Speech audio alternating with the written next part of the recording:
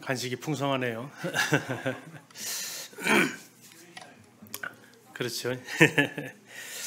예, 두 번째 시간 시작하겠습니다. 이제 에베소서입니다. 에베소서. 이제 신약 성경 27권 중에서 11권 했습니다. 이제 16권 남아 있는데요. 분량 많은 책은 계시록 빼놓고는 거의 다 끝났습니다. 사복음서, 사도행전, 그리고 1차 전도여행 때 썼던 갈라디아서 우리가 먼저 했고요. 2차 전도여행 때 썼던 데살로니가 전서, 후서, 그리고 이제 3차 전도여행 때 제일 길게 3권을 쓰셨죠. 고린도전서, 고린도후서, 로마서, 여기까지 이제 우리가 마무리가 됐고, 이제 4권의 책을 4차 전도여행이라고 하는 가택 연금 상태에서 썼던, 지금 방금 로마서를 기록해서 로마 성도들에게 편지를 보냈던 그 로마에 2년간 갇혀 있으면서 쓰여진 것으로 알려진 옥중서신이라고 불려지는 4권의 책. 이제 1차 전도여행 때 1권 갈라디아서, 2차 전도여행 때 2권 데살로니가 전서후서, 3차 전도여행 때 3권 로마서, 고린도 전후서, 그리고 4차 전도여행 그 도착지인 로마에서 쓴 4번째, 그래서 4차 전도여행이라고도 하기도 하고 그냥 로마로의 여행, 또 로마로의 압송 이렇게 표현하기도 하는 그 과정 속에서 4번째 4권의 책을 쓰게 됩니다.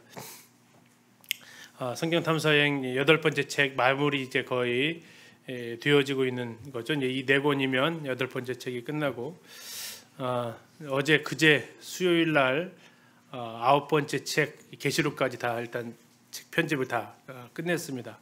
그래서 이제 총 9권으로 마무리는 될 것 같고, 이번 시간이 422강이에요. 422시간째입니다.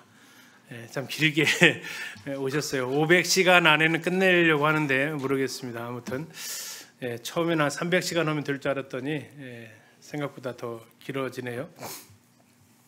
아무튼 함께 해주셔서 올 수 있었다 생각이 되어지고, 이제 오늘 에베소서 이렇게 보게 됩니다. 2년간의 가택연금, 이 가택연금이 있기 전에도 가이사랴에서의 2년간의 투옥, 바울에게 있어서의 어쩌면 총 4년이라는 이 시간은 표현을 해서 좀 죄송하지만 참 장돌뱅이처럼 돌아다니셨던 바울에게 있어서는 정말 어쩌면 되게 아까운 시간이었다 할 정도의 참 긴 시간입니다. 와, 그렇게 정말 어마어마한 전도 여행을 하셨던 그분이 그냥 한편으로 어떻게 4년간 갇혀서 몸이 근질근질 하셨을까 하는 생각들을 하게 되는 그런 시간들인데, 2년간의 시간을 통해서는 특별히 어떤 남아있는 기록은 없습니다. 그러나 로마에서의 2년간의 그 기록에서는 참 귀한 놀라운 진리들을 담아내고 있는 모습을 볼 수 있습니다. 그렇게도 오고 싶었던 곳 로마입니다. 로마의 가이사에게 항소한다라고 하면서 오고 싶었던 곳 그곳 로마. 근데 로마에 와서 갇힌 채로 2년을 보내야만 했던 사도 바울. 그는 무슨 생각을 그곳에서 했을까? 어쩌면 하나님 왜 나를 땅 끝까지 이르러 복음을 전하라고 나를 부르셨는데 왜 나를 이렇게 이 좁은 공간에 가두어 두십니까? 그런 생각이 그에게 들지 않았을까? 그런데 그 시간이 있었기 때문에 어쩌면 우리가 읽을 수 있는 이 귀한 이 4권의 서신이 있었던 거죠.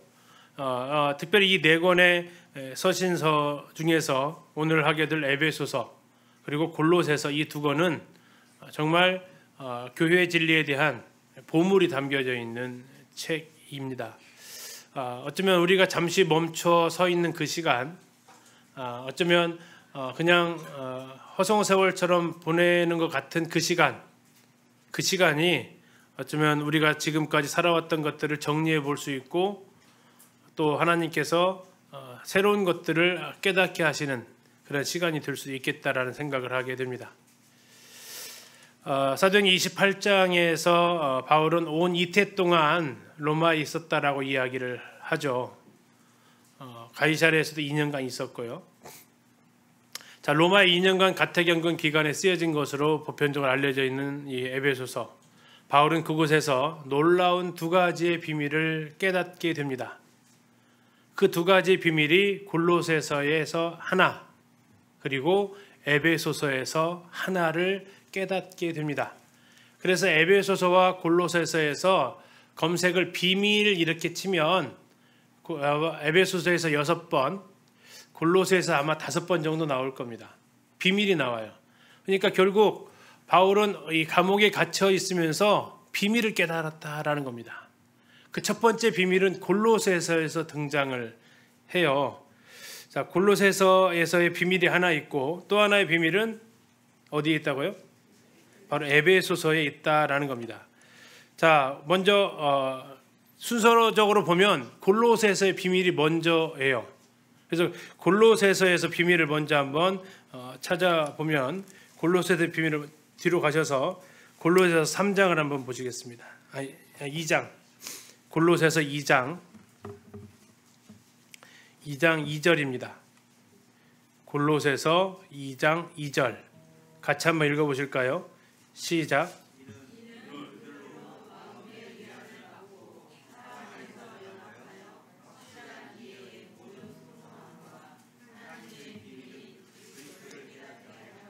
야, 우리도 비밀 하나를 찾아냈습니다.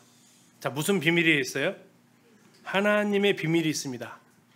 자, 하나님의 비밀, 그것이 누구였습니까? 그리스도였다. 하나님의 비밀인 그리스도였다라는 겁니다. 하나님의 비밀인 그리스도. 자, 그 다음에 에베소서에서도 또 한 가지의 비밀을 깨닫게 돼요. 에베소서의 비밀은 무엇일까요? 자, 3장 4절 보시겠습니다. 에베소서 3장 4절. 에베소서 3장 4절입니다. 자, 같이 한번 읽어보실까요? 시작. 그것을 읽으면 내가 그리스도의 비밀을 깨달은 것을 너희가 알 수 있으리라고 비밀은 안 나와 있어요. 그렇죠? 자, 그럼 뒤에 있어요. 5장으로 가셔야 돼요.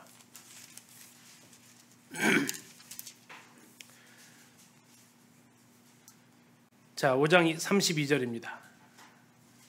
5장 32절. 자, 같이 읽게요. 시작. 이 비밀이 크도다. 나는 그리스도와 교회에 대하여 말하노라. 자, 두 번째 비밀은 뭐예요? 그리스도와 교회. 그리스도와 교회의 비밀. 그리스도의 비밀인 교회입니다.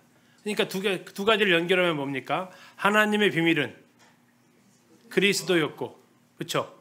하나님의 비밀은 그리스도. 그럼 그리스도의 비밀은 교회였다라는 거죠. 이게 바울이 깨달은 거예요.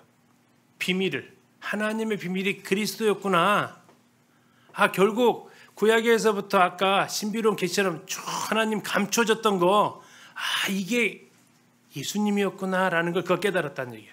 그리고 예수님에 대해서 계속해서 그거 알아가다 보니까 예수님에게도 비밀이 하나 있었는데 그 비밀은 뭐였다고요? 교회였다라는 거예요. 교회가 그리스도의 비밀이었구나라는 것을 그가 깨달았다라는 겁니다. 그러면 교회와 그리스도는 무슨 관계냐? 이게 에베소서 1장에 나오는데요. 자, 잠시 가서 에베소 1장 가서 한번 보실게요. 에베소 1장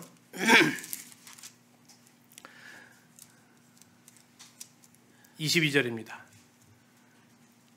자, 또 만물을 그의 발 아래, 그의 예수 그리스도입니다. 그리스도의 발 아래에 복종하게 하시고 그리스도를 만물 위에 뭘로 삼으셨어요?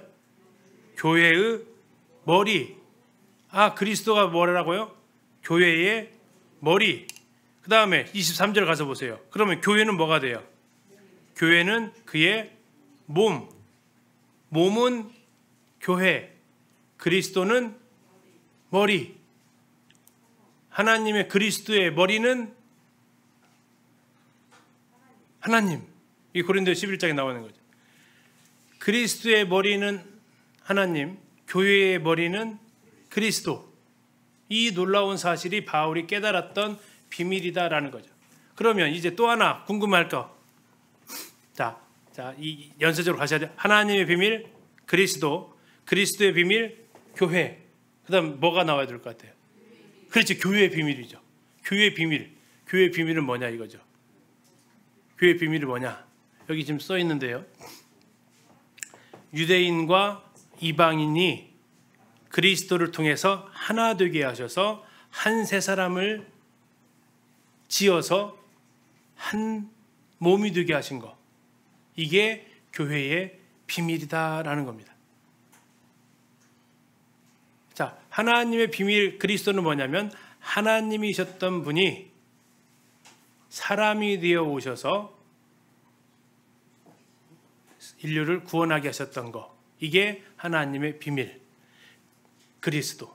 그리스도의 비밀은 뭐냐? 그의 신부된, 그의 몸된 교회. 교회의 비밀은 뭐냐? 유대인과 이방인이 한 세 사람이 되는 것. 그래서 그리스도의 신부로서 등장하게 되는 것. 이것이 비밀. 왜요? 자, 그리스도가 머리고 교회가 몸이라겠죠? 자, 아담 한번 떠올려 보세요. 아담에게서 하와가 나왔어요. 아담 따로 만들고 하와 따로 만들었어요? 네, 아담 만들고 아담에게서 나왔죠. 자, 그리스도 몸인 교회에서 뭐가 나와요? 교회가 나와서 어린 양의 혼인잔치에 그 신부로 누가 서요? 교회가 서게 되어 있다라는 거죠. 아담에게서 나온 여자가 둘이 결혼해서 한 몸이 이뤘듯이 그리스도에게서 나온 교회가 장차 어린 양의 신부로서 그의 몸에서 나왔습니다. 그의 몸에서 나온 교회가 어린 양의 신부가 돼서 계시록에서 놀라운 어린 양 혼인잔치에 들어가는 이것이 비밀. 여자는 어디에서 나왔다고 얘기해요? 아담의 옆구리에서 나옵니다. 갈빗뼈라고 번역되어진 부분이 옆구리라는 뜻이에요. 그러면 그리스도의 옆구리에서는 뭐가 나왔어요? 교회가 나왔다라는 거죠. 자, 옆구리를 주님이 찔림을 당합니다. 언제 상태에서? 살아있을 때 찔렸어요? 죽을 때 찔렸어요? 옆구리를 죽어 있으니까 찔렸어요? 살아있을 때 죽이려고 찔렸어요? 죽을 때 찔렀어요. 죽었기 때문에 찔렀다고요. 네, 살아있었으면 무릎을 꺾겠죠. 죽어 있었어요. 자, 2장을 잘 보시면 아담이 어떠한 상태에서 하나님이 하와를 꺼내세요? 깊이 잠든 상태, 죽음의 상태입니다. 깊이 잠들어 있는 상태에서 여자를 꺼내세요. 예수 그리스도도 살아있는 상태가 아니야. 깊이 잠들어 있는 그 상태에서 옆구리를 통해서 교회가 태어나는 이것이 비밀. 자, 이 비밀인데 바울은 아마도 에베소서를 쓰면서 무릎을 여러 번 쳤을 것 같아요. 아하 하면서. 바울은요, 사도행전을 가서 보면 복음을 전하러 갈 때 그가 어디를 계속해서 찾아다닙니까? 회당을 지속적으로 찾아다녀요. 왜 회당을 찾아가요? 그는 이방인의 사도로 부름 받았잖아요. 그렇죠? 그럼에도 그는 불구하고 계속해서 회당을 찾아갑니다. 물론 회당에 할례받지 않은 경건한 사람들이 있어요. 그들에게 복음 전하는 것이 훨씬 더 효과적입니다. 그러나 그의 마음 가운데에서는 계속해서 자기 민족에 대한 애타는 소망이 있었어요. 그걸 로마서 9장에서 잘 표현하고 있잖아요. 차라리 내가 뭐 하더라도 구원받았으면 좋겠다고 해요. 생명책에서 내 이름이 지워지더라도 이들이 구원받았으면 좋겠다라는 간절한 마음이 있어요. 어쩌면 로마서를 쓸 때만 해도 이 비밀을 그가 다 깨닫지는 못한 것 같아요. 어쩌면 그는 정말 이방인보다는 유대인들한테 복음 전하는 것이 더 소원이었던 사람으로 보여요. 그러나 하나님이 이 일을 맡겼기 때문에 이 일도 너무나도 소중해서 자기의 목숨을 버리면서까지도 할 수 있는 일이라고 그는 생각을 했는데 나중에 이 비밀을 깨닫게 돼요. 무슨 비밀이냐? 교회의 비밀. 그게 뭐냐? 이방인과 유대인이 하나 되는 거. 근데 놀라운 것은 사도 바울이 그 중에서 무슨 역할을 맡았다? 이방인 혼주 역할을 맡았다라는 거죠. 다 꺼려하는 일, 다 안 하려고 하는 그 혼주 역할을 맡게 됩니다. 나중에 얘기하죠. 이들을 그리스도께 중매하기 위해서 제가 이 일을 하고 있다라고 이야기를 하는데, 자, 이 이방인과 유대인이 하나 되려면 누군가는 이들에게 복음을 전해야 되는 건데 그 일에 누가 택함을 받았다고요? 바울이 택함을 받았다고. 이게 지금 에베소 3장에서 그가 고백하고 있는 거죠. 3장 다시 한번 가서 보실래요?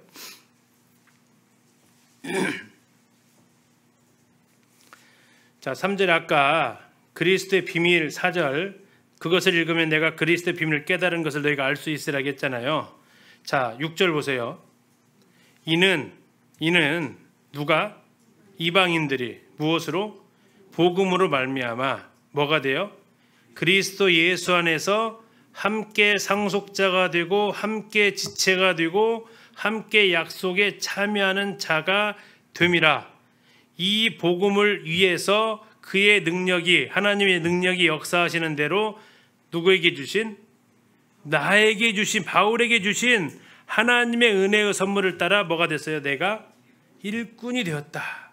그런데 그 귀함을 모르던 그가 8절에 이렇게 얘기합니다. 모든 성도 중에 지극히 작은 자보다 더 작은 나에게 뭘 줬어요? 이 은혜가 무슨 은혜예요? 이방인들에게 복음을 전하게 하신 이 은혜를 주셨단 말이에요.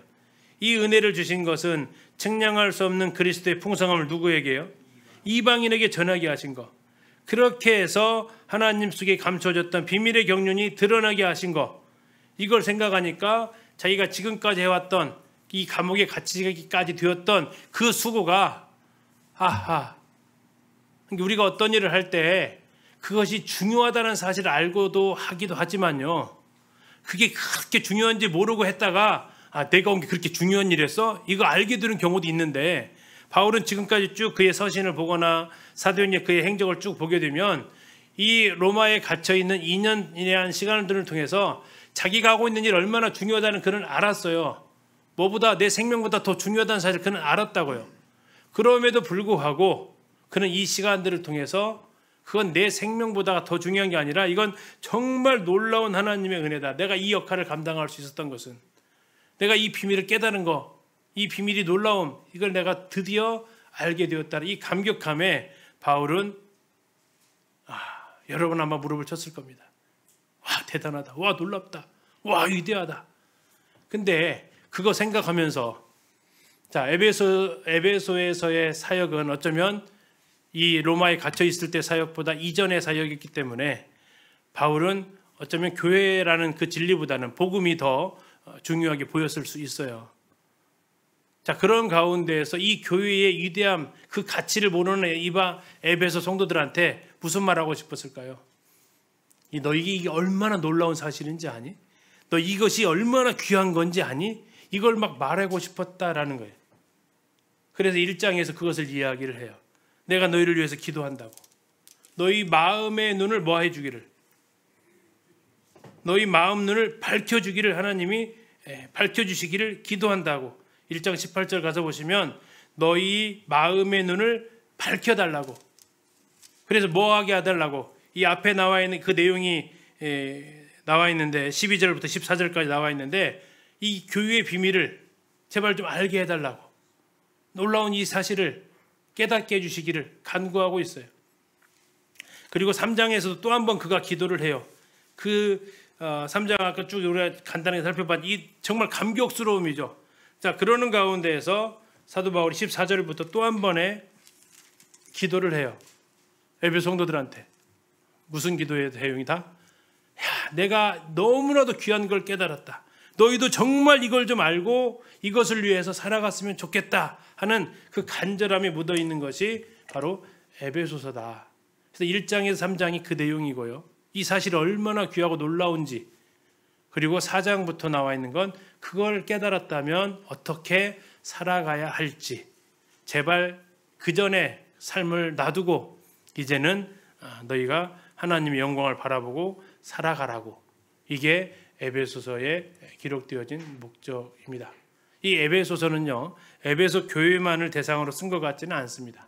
흔히 말하는 회람서신이라고 그쪽에 있었던 교회들이 같이 읽기를 바랬던 그 모습이에요. 골로새서도 마찬가지고요.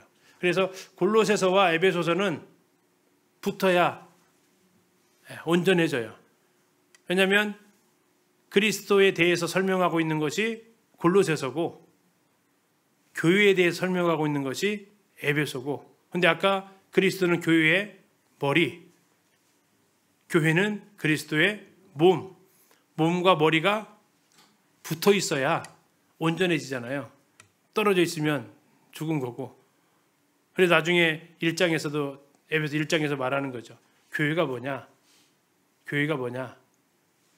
1장 23절에서 그가 표현하고 있는, 성령의 감동을 따라 표현하는 것이 뭡니까? 교회가 뭐냐? 만물 안에서 만물을 충만하게 하시는 자의, 하시는 분의 충만합니다. 읽어도 뭔 얘기인지 모르겠죠. 참 해석이 잘 안 되는 말 아닙니까? 만물 안에서 만물을 충만하게 하시는 이의 충만함이 교회돼요. 이게 무슨 뜻 같아요? 한마디로 말하면 그거예요. 교회가 있어야 그리스도가 보완이 된다, 온전해진다라는 겁니다. 다시 말하면 머리 없는 몸이, 아니 몸 없는 머리가 온전할 수 없잖아요. 그렇다고 해서 그리스도가 우리 아니면 불완전한 자냐, 그것을 얘기하는 게 아니고, 그 교회의 그 모습이 그리스도를 더 드러내고 더 영광 받으시게 하는 모습이 된다라는 거죠.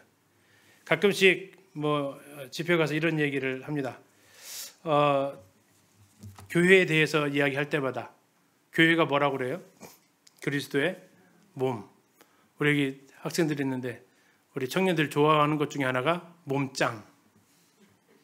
좋아하죠, 몸짱. 그래서 우리 아들들도 헬스장 다닌단 말이에요. 뭐 하려고? 근육 좀 키우고 몸짱 좀 하고 싶어서. 근데 이제 몸짱인 사람도 있는가 하면 이제 저는 이제 몸꽝이죠, 이제. 그래서 가끔씩 물어봐요. 내가 그리스도라면 그리스도께서 내 몸에다가 내 몸을 그리스도께서 내 몸을 이게 나다라고 드러내면 뽐내고 싶어 하실까? 흔히 말하는데 식스팩이 있고 뭐 건장하고 그러면 참 그 몸 좋다, 몸 부럽다 하면 그 몸을 내 몸이요라고 이렇게 포토샵 잘라가지고 탁 씌워놓으면 참 좋겠는데 누군들 그렇게 하고 싶겠죠. 왜? 참 좋은 몸이니까. 그런데 그렇지 않고 몸이 예를 들어서 비만이 있다거나 또는 너무 깡말랐다거나 그럴 때 그 포토샵 해가지고 그 몸에다가 자기 머리를 붙여놓고 싶은 사람이 있겠냐 하는 거죠. 교회가 어떠한 모습을 드러내느냐에 따라서 그리스도가 만물을 충만하게 하시는 분의 충만함으로 드러난다라는 거죠. 교회가 건강하지 않으면요. 교회 건강하지 않으면 교회가 욕을 먹는데 교회가 욕 먹는 게 아니고 그리스도가 욕을 먹어요. 그러면 교회는 만물을 충만하게 하시는 제 충만함이 안 되는 거죠. 그분의 놀라우심을 그대로 드러낼 수 있는 것, 그분의 머리의 지성과 그 머리가 가지고 있는 아름다움처럼 그 모습을 그대로 드러낼 수 있는 몸, 이게 뭐라고요? 이게 교회다. 이 모습을 우리가 건강하고 생명 있는 교회가 되어질 때 그리스도를 더 어떻게 해요? 충만하게 드러낼 수 있다. 그래서 나중에 4장부터 성도들아 그렇게 그리스도의 몸으로 그리스도를 보완할 수 있는, 이게 보완한다는 것이 이렇게 해석이 약간 애매해지는 건데, 그러면 주님이 부족해서 우리가 보완한다는 의미가 아닙니다. 우리가 건강한 교회가 되어질 때 사람들이 그리스도를 칭찬하게 될 수밖에 없는, 그럴 때 그분이 부족해서가 아니라 교회가 그리스도의 몸을 표현해내고 있을 때 그분이 더 영광을 받으시는, 그게 바로 교회는 그의 몸이어야 한다. 기린노 교회의 머리가 그리스도이시다. 우리가 주장하고 자랑은 할 수 있지만 한편 생각해 보셨습니까? 주님이 너희가 내 몸이라고? 마치 어떤 형제한테 형제 내 몸을 혹시 갖고 싶어? 이렇게 보면 이해하는 사람이 없더라고요. 그 몸은 좀 부담스럽다라는 거죠. 주님도 혹시 그런 모습은 아닐까? 우리 교회의 모습이 주님이 우리의 머리이십니다 라고 했을 때 내가 그 몸 가지고 살라고 나보고 이러면 막 온 몸이 아프고 병들고 하는 가운데서 주님이 저의 머리세요 그러면 야 내가 그렇게 삭신이 쑤신 사람이냐 내가 지금? 내가 그렇게 곳곳이 병든 사람이냐? 이렇게 되어지면 제대로 그리스도를 못 드러내는 거다. 그리스도의 머리의 온전함과 같이 교회가 건강할 때 그리스도의 영광을 충만하게 드러낼 수 있다. 이게 지금 뒤에 나와 있는 21, 22, 3절에서 하고자 하는 말씀이에요. 아까 말씀드린 대로 그렇게 해석을 할 때 그렇게 해석이 안 되는 거, 만물 안에서 만물을 충만하게 하시는 이의 충만함. 그분이 부족해서가 아니라 그분은 온전하신데 그분의 온전하심과 같이 우리가 온전하게 될 때 그 그리스도의 온전함을 세상에 드러낼 수 있는 그 충만함, 이것이 오늘 에베소를 통해서 우리가 생각해야 될 교회의 모습입니다. 그래서 에베소를 통해서는 교회가 어떠해야 되는가 하는 부분, 또 교회가 어떻게 시작이 되었는가, 어떻게 구성이 되었고 어떻게 성장해야 되는가, 그러면 그 교회를 위해서 하나님은 어떻게 하셨는가, 그렇게 해놓고 끝나는가? 아니다. 교회를 잘 세우기 위해서 목자와 전도자와 교사를 주셨다. 그들을 통해서 그리스도의 몸을 뭐 하려고 한다? 세우려고 한다. 왜? 그리스도의 몸이 세워져야 만물을 풍성케 하시는 제 그 충만케 하시는 제 그 충만함이 온전히 드러나니까. 이것이 에베소를 통해서 우리가 볼 수 있는 놀라운 교회에 대한 진리, 그리고 그렇게 그 사실을 좀 알고 그렇게 살아가도록 요청하는 그 주님의 마음을 볼 수 있습니다. 에베소 기록자는 이제 바울이죠. 사도 바울이 썼다고 1장 1절, 3장 1절에서 이야기를 하고 있습니다. 옥중서신이라고 얘기합니다. 갇혔다라는 표현이 나오기 때문에 그렇습니다. 3장 1절에서도 그리스도 예수의 일로 너희 이방인을 위하여 갇힌 자 된, 이렇게 해서 그가 지금 갇혀 있다라는 거고, 우리가 로마 16장에서 봤지만 바울이 갇혀 있었던 공식적 기록이 나타나는 것은 2번인데 로마서에는 한 번 더 있는 것으로 아까 보였어요. 그러나 어쨌든 갇혀 있는 것으로 본 2가지 공식적 기록은 가이사랴와 로마인데 이 서신은 아마도 로마에서 썼을 것으로 보여진다라는 겁니다.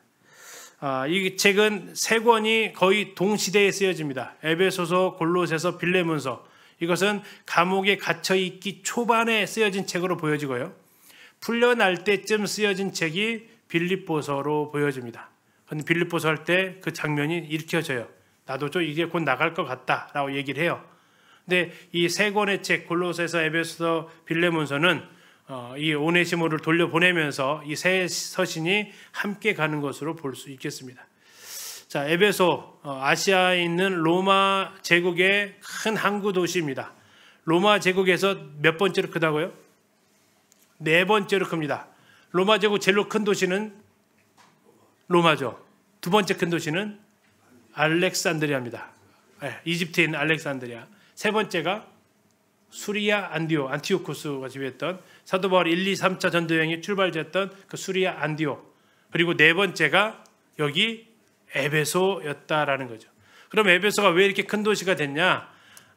바로 상업과 종교의 중심 역할을 했는데, 상업은 아시아의 무역 항로의 종착지였습니다. 자, 로마로 모든 물건이, 모든 길은 로마로 통한다라고 하고, 로마로 제국이 형성이 되어져 있으니까 아시아에 있는 모든 조공물이 다 모이는 곳이 어디라고요? 에베소로 모였다라는 겁니다. 그럼 여기서부터 육로로 쭉 왔고, 여기서 배를 타고, 아까 이제 고린도에서 고린도 지역을 통해서 어디로? 로마로까지 가야 돼요. 그러면 로마의 모든 물건은 어디로 올까요?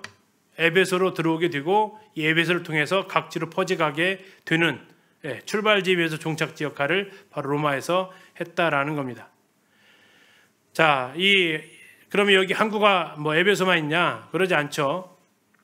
우리나라 뭐 서해 안에도 인천도 있고 군산도 있고 뭐 저쪽 목포도 있고 하듯이 여기도 뭐 밀레도도 있고 또 이쪽에는 서머나도 있어서 이쪽이 그런 항구 역할을 하는데 그 항구의 중심 역할을 에베소가 했다는 이야기입니다.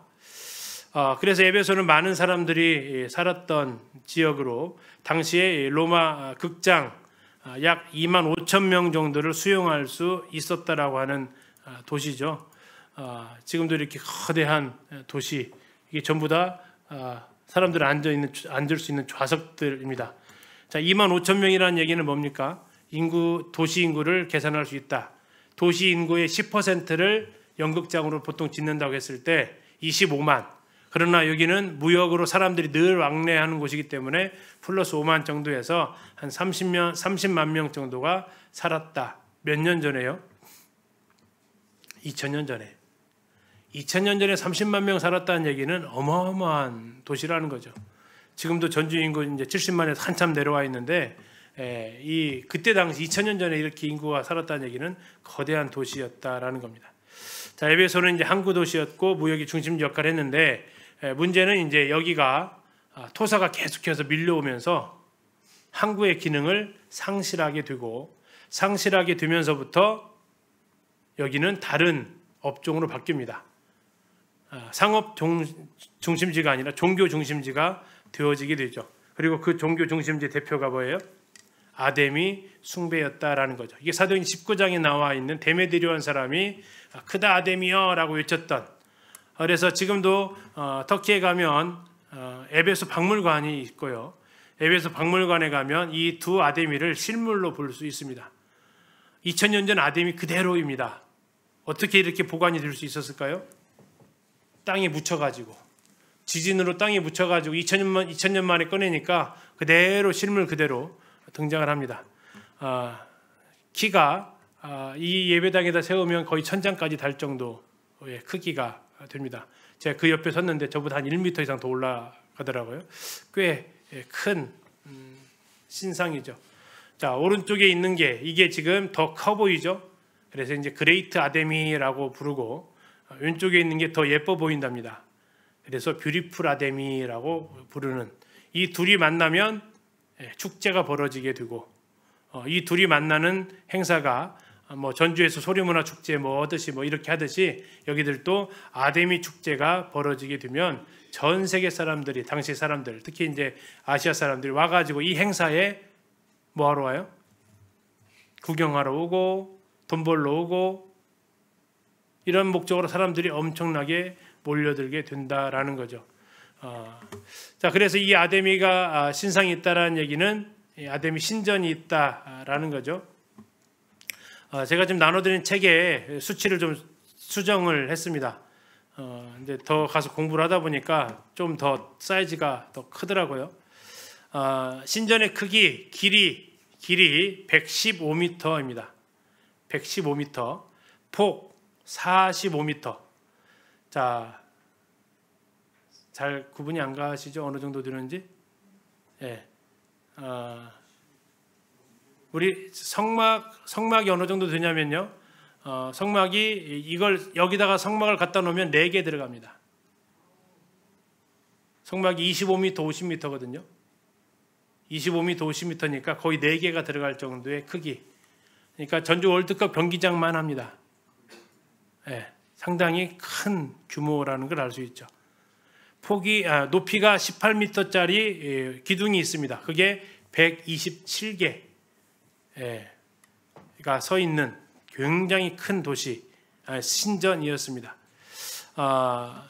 그래서 이제 이걸 이렇게 그림으로 이렇게 표현을 또 해보기도 하죠. 이 아데미는 앞에 나와 있는 이 모습에서 우리가 이제 볼 수 있듯이 풍요와 다산의 상징입니다. 그래서 이 앞에 달려 있는 것이 여인의 유방이다라고 하는 사람들도 있고, 또 이때 제사 지낼 때 소를 잡아서 드렸거든요. 그래서 숫소의 고환이다라고 하는 사람들도 있습니다. 뭐가 됐든 전부 다 성적인 것과 연관되어져 있는 이런 모습이 이 아데미 행사에 관련되어져 있었다라는 거죠. 이 아데미 신상이 있는데 지금은 이 아데미 신전이 있었던 곳에 성지순례 가면 이번 2월 달에도 가겠지만 성지순례 가면 이렇게 변해져 있습니다. 뭐가 있어요? 돌밖에 없습니다. 돌밖에 없는데 제가 지금 올라가 있는 것이 어디 올라간 것 같으세요? 기단 한 칸입니다. 한 칸. 여기 뒤에 보이는 기둥이 있죠? 기둥이 한 칸이에요. 그래서 좀 더 리얼하게 보여주기 위해서 이 기단 한 칸입니다. 명주로교회 형제인데 형제도 체격이 좀 있거든요. 그래서 그 옆에 한번 서봐. 얼마나 사이즈나 되나 보게. 이 사람 올라가면 몇 개 정도 몇 명 올라갈 수 있을 것 같아요? 네, 서너 명 올라갈 수 있을 정도로 굉장히 큰 기둥이다라는 거죠. 그리고 이게 아까 했던 대로 18m가 올라갑니다. 아까 볼 때 별로 안 커 보이죠? 별로 안 커 보이시죠? 그래서 1월 달에 갔을 때 벌써 작년이네요. 작년 1월 달에 갔을 때 그 옆에 서봤습니다. 제가 이렇게 날씬할 줄이야 몰랐어요. 옆에 서 있는 게 접니다. 엄청나게 큰 기둥이다. 아까 이 기둥이 어떤 기둥이라고요? 이 기둥입니다. 이 기둥이 127개가 이런 것이 127개가 서 있었으니까 그 사이즈 사람이 딱 들어갔을 때 그냥 건물이 주는 그 위압감에 딱 사로잡히게 되는 이런 것들을 경험하게 되죠. 자, 이것을 그러면 원본이 남아 있는 게 아니고요. 얼마만한 기둥이 서 있느냐를 보기 위해서 딱 봐도 이거 붙여놓은 건지 알 수 있겠죠. 그래서 이렇게 지금 기둥 하나만 상징적으로 이렇게 세워 놓아 있습니다. 에베소 하면 아뎀이 이렇게 일컬어지는 도시였습니다. 에베소 교회는 바울이 2차 전도 여행 중에 돌아오는 길에 개척을 했습니다. 원래는 시작할 때 하려고 했지만 성령이 금해서 드로아에서 마게도냐로 넘어가게 되고 고린도에서 18개월 동안 복음을 전하고 돌아오는 길에 아까 나왔던 아굴라 브리스가와 함께 에베소 방문을 하게 되고 거기에 바울은 바로 떠나고 아굴라 브리스가를 남겨두게 되죠. 그리고 바울은 이제 전도 보고하고 3차 때 돌아오게 됩니다. 그 동안에 아굴라와 브리스가가 아볼로라는 사람을 만나게 되고 그 사람이 말은 참 잘하는데 그리스도를 알지 못해서 데려다가 복음을 다시 풀어주게 되면서 아볼로가 에베소에서 교사의 사역을 감당했던 사람이죠. 그러면 흔히 말하는 대로 첫 번째 목회자는 아굴라였고 두 번째 목회자는 아볼로가 되겠죠.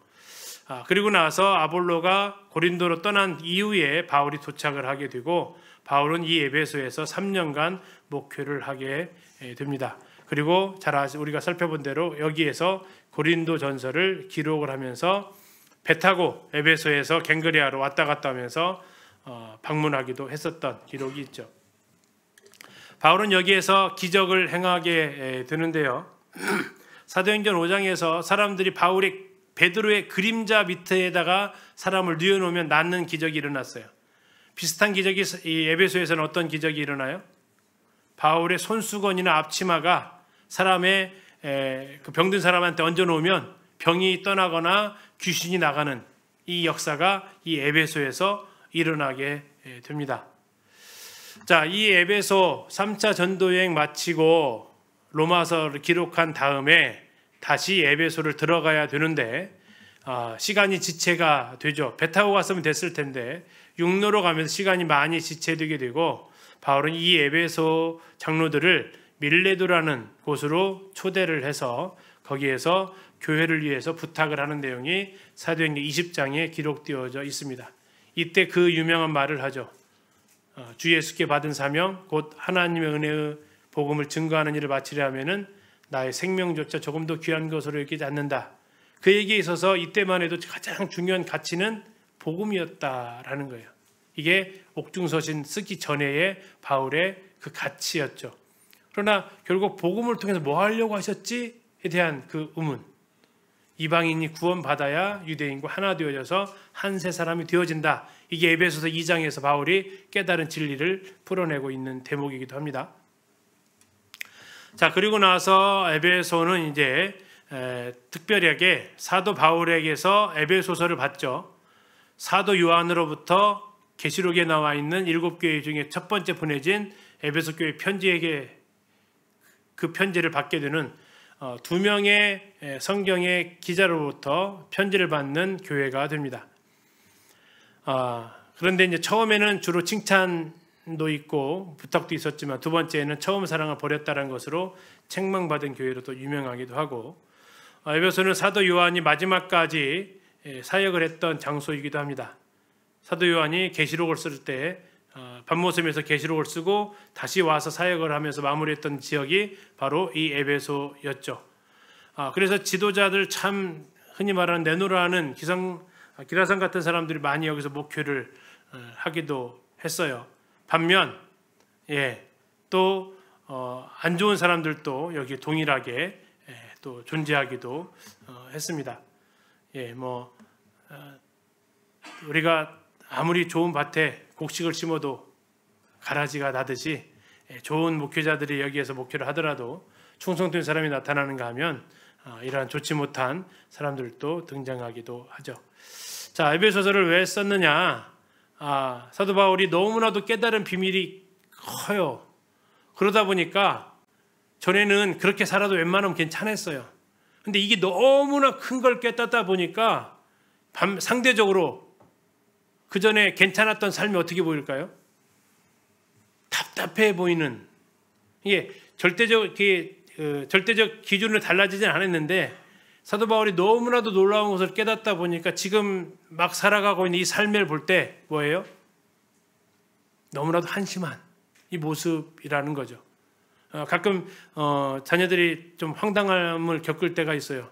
어제랑 나랑 행동이 똑같은데 갑자기 엄마가 또는 아빠가 갑자기 막 잔소리를 쏟아놓을 때가 있어요. 애들이 이해를 못하죠. 나 어제랑 오늘이랑 나는 똑같았는데 뭐가 달라진 거예요? 엄마가 보는 사물의 가치가 귀함을 깨달으면 그만큼 뭐가 가요? 안타까움이 가는 거죠. 마치 사도 바울이 이 에베소를 쓸 때 그 심정이에요. 제발 좀 거기 제가 쓴 말이 아니고 어떤 그 책에 나온 제발 좀 거지 같은 삶 좀 그만 살아라 라는 얘기예요. 제발 좀 그 땅의 것 좀 그만 구하고 살아고 이 놀라운 가치를 발견하고 그 가치에 맞게 살아줘라고 부탁하는 게 뭐다고요? 에베소서다. 왜? 그리스도의 비밀이 바로 교회니까. 그리고 그 교회의 구성원이 성도니까. 교회에 대해서 바르게 알면 너희들이 이렇게는 못 살 거야. 그래서 어떻게 살으라고 에베소 4장 1절에 이야기를 해요. 한번 펴보실래요? 에베소 4장 1절. 자, 1장에 3장이 교회가 얼마나 놀라운지를 썼어요. 1장에 3장까지. 자, 4장 1절이에요. 그러므로 주 안에서 갇힌 내가 너희를 권하노니 너희가 어떻게 살으래요? 부르심을 받은 일에 합당하게 좀 살아가라 라는 겁니다. 이건 부르심을 받은 것이 얼만큼 귀한지를 아는 만큼 살아가게 돼요. 우리 신앙생활도 마찬가지인 것 같아요. 바울이 너무나도 귀한 걸 깨닫다 보니까 이걸 좀 설명해 주고 싶었고 이제 좀 알았지? 그러면 우리 그렇게 살아가자 라고 지금 권면하고 있는 그 부분이 목적이 됩니다. 자, 그래서 앞에서 말씀드린 대로 에베소서의 주제가 비밀입니다. 비밀. 놀라운 비밀을 깨달았어요.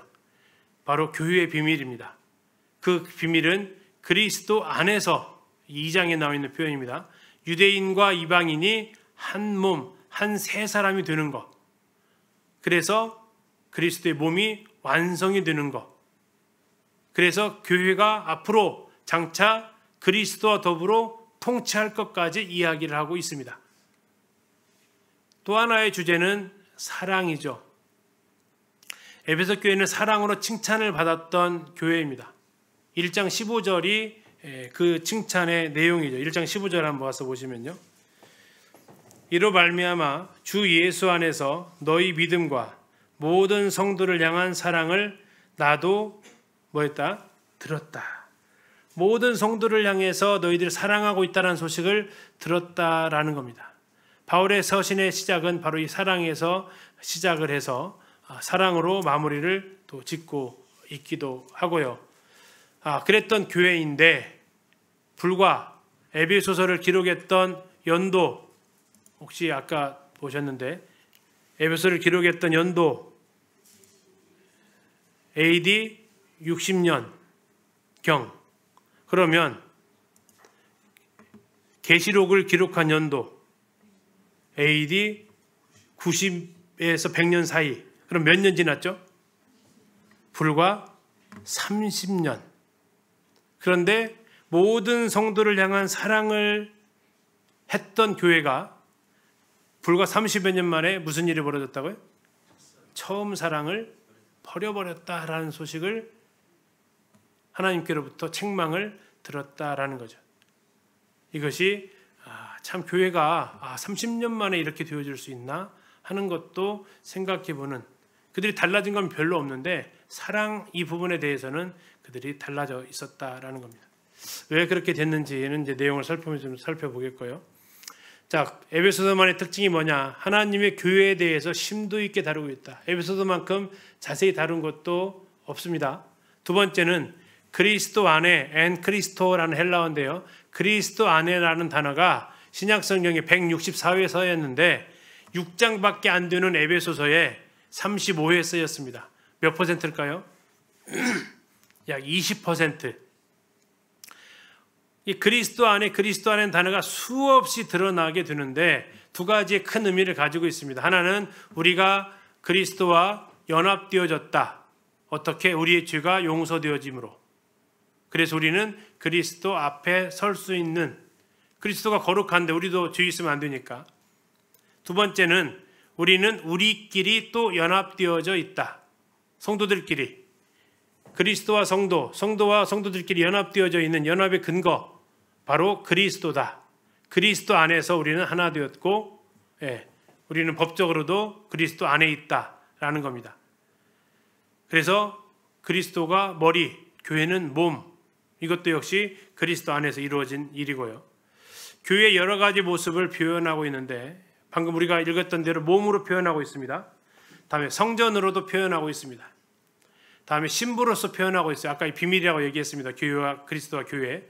다음에 전신갑주에 해당되는 병사로서도 표현하고 있어서 교회가 어떠한 모습인지를 드러내고 있고요. 네 번째, 바울의 개인적인 문제에 대해서 전혀 언급하지 않고 있습니다. 왜요? 너무나도 놀라운 것을 깨닫다 보니까 나머지는 그냥 전혀 중요한 것이 아니게 된 거죠. 다음에 골로새서가 아주 비슷하다고 말씀을 드렸습니다. 그러나 가장 큰 특징이 있다면 골로새서는 그리스도를 더 드러내고 있고 에베소서는 교회를 더 드러내고 있다라는 거고요. 두 개는 참 많이 닮았습니다. 반절 이상이 골로새서와 겹치는데 1, 2, 3장이 겹치는 게 아니고 4, 5, 6장이 겹쳐요. 거의 비슷하게 많이. 그래서 그 부분들이 있다. 큰 구조는 3장까지는 그리스도와 몸된 교회에 대해서 말해주고 있습니다. 4장부터는 그러면 그리스도인들이 어떻게 살아야 되느냐라는 거죠. 이렇게 표현하죠. 이론과 실제, 원리와 적용, 이렇게 표현하죠. 하나는 우리가 제대로 알아야 행동할 수 있다라는 거고요. 우리를 구원하신 하나님을 찬양하면서 바울에게 알려주신 놀라운 계시를 찬양합니다. 그 계시가 잠깐 언급을 해요. 너무나 놀라운 거. 우리가 구원받았는데 너희도 구원받아서 우리 모두가 하나님을 찬양하게 되었다. 그걸 본격적으로 드러내는 것이 2장부터 나와 있는 9절입니다. 그리스도의 몸된 교회의 비밀. 어떻게 이 교회의 몸된 비밀이 교회가 세워지게 되었나. 그리고 이 사실을 알았다면 제발 어떻게 이런 능력, 이런 교회를 드러낼지를 표현하고 있는 교회를 위한 기도로 마무리합니다. 다음에 4장부터는 아까 우리가 읽어봤던 대로 그러므로 하면서 1장에 3장이 기초가 되죠. 너희가 이것을 제대로 알았다면 이렇게 살아가게 된다라는 겁니다. 어떻게 살아가요? 그리스도의 몸을 세우기 위해서 살아간다. 그리스도의 몸을 두 자로 하면 뭐예요? 교회죠. 여기 교회. 성도는 교회를 세우기 위해서 살아간다. 하나 되게 하신 것을 지켜가는 것. 그래서 4장에서 우리가 4장에서 그거 참 많이 보지 않습니까? 하나 4장 4절에 몸이 하나고 성령도 한 분이시고 부르심이 한 소망. 왜 계속 하나를 이야기하냐? 2장에서 우리가 하나가 되었으니까 그래요. 그리고 교회가 그리스도의 몸이 세워지기 위해서 선지자들과 사도들의 터 위에 그리고 전도자와 교사와 목자들의 사역을 통해서 어떻게 된다고요? 그리스도의 몸이 세워져 간다. 어디까지? 그리스도의 장성한 분량에 이르기까지. 그게 왜 중요하죠? 교회가 아까 뭐라고 했어요? 그리스도의 몸. 그 몸에서 뭐가 나왔어요? 그리스도의 신부, 교회, 결혼식 한번 상상해 보셨어요? 예전에 막 그 청나라에서 여자들을 잡아간다고 해서 조언 제도라는 게 있었죠. 그때 나왔던 신랑 무슨 신랑? 꼬마 신랑. 신부는 이만큼 큰데 신랑이 이만큼 작아. 그래가지고 신혼 첫날 밤에 뭐 하는 시간? 애기 재우는 시간. 업어가지고 신부가 전혀 언밸런스하는 상황. 반대로 신랑이 크고 신부가 작아도 마찬가지. 결혼식에 갔을 때 제일 아름다운 커플은 신랑이 작아도 안 되고 신부가 작아도 안 되고 둘이 어떻게 돼요? 잘 어울리는 한 쌍. 그래서 우리를 에베소에서 어디까지 자라야 된대요? 그리스도의 장성한 분량에 이르기까지. 4장 13절에 나와 있죠. 그리스도의 장성한 분량에 이르기까지. 4장 15절에는 오직 사랑에서 참된 것을 하여 범사에 어디까지? 그에게까지. 그는 머리니 곧 그리스도까지 자라가야 어린 양의 혼인잔치가 딱 진행이 됐는데 신랑하고 신부가 이게 맞아야지. 그래 장성한 분량 이르기까지 딱 이게 맞아야 박수 받는 결혼식이 되지. 한번 결혼식을 갔는데 막 신부가 너무 작으면 축하하기보다는 아이고 어떻게 살아나는데 걱정이 하객들이 걱정하게 되는 그런 모습이 연출되지 않도록 교회가 자라가라. 교회가 자라가기 위해서 아까 했던 대로 그런 새 은사를 주셨다. 그래서 성도들은 그런 하나 되게 하신 것을 힘써 지킨다. 오늘날 교회가 얼마나 많이 분열되고 있습니까? 예. 교파로도 엄청나게 분열되어지고 그 교파 내에서 또 나눠지고 이런 것들이 에베소서에 비춰보면 정말 가장 주님을 아프게 하는 그 모습이다라는 거죠. 자라가야 되는데 자꾸 성장하지 못하는 그 교회의 모습. 그래서 어떻게 해야 되느냐? 교회가 건강하려면 성도 개개인이 건강해야 되죠. 그리고 서로가 복종해야 되고 그리고 이것을 교회는 늘 공격을 받습니다. 누구로부터? 사탄으로부터. 그래서 우리가 할 것은 전신갑주 입고 싸워야 된다라는 것을 통해서 이제 에베소서를 마무리하고 있습니다.